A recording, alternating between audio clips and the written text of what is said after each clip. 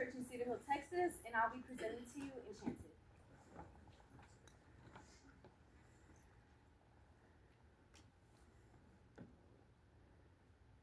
They say beauty is in the eye of the beholder that grows the petal of our love. But what happens when the beholder exploits the petal and the nurturing stops?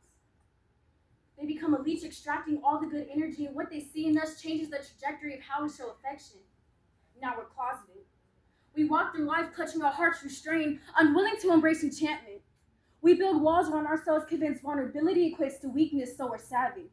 Starting at any hand, voice, heart, pushing away attachment, intensifying the beast that starts the withering of our souls. We fall, killing beauty, sensuality, and royalty before it even has a chance to show. How we view ourselves is now tainted by a trace of someone's opinion we once thought was great. And out of pain, we curse others but hold ourselves captive. We became the beast. Cruel, short-tempered, selfish, and ultimately ghastly, closing ourselves off from reality, falling to the darkness that brings depravity, so much pressure it's like gravity. It's intense how tight we have the bindings. We didn't make this prison, but the door's been unlocked.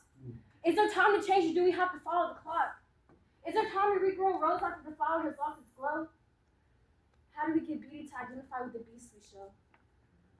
We must develop it to a new identity, progress towards healing, untying our being, releasing what once bound us to the darkness, ever so close to seeing the light.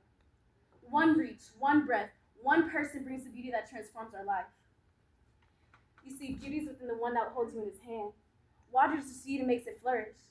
It was God who loved us through our worst and added fertilizer to our dirt, not to create the perfect rose, but for the potential to grow into who he planted us to be.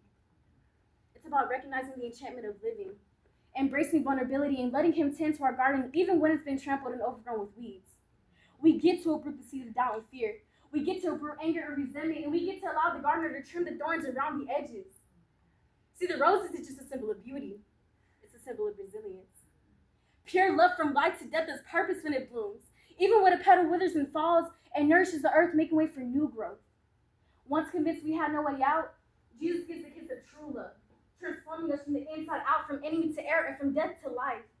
He completes our hearts, brings the rain and storms to hydrate and strengthen. He brings the storms to hydrate and strengthen, brings the sun to intensify the red, intensifying our passion, and roots us into his word. A beast transformed into a beauty. Isaiah 40 verse 8 says, "The grass withers and the flower fades, but the word of our God will stand forever." Thank you. Amen.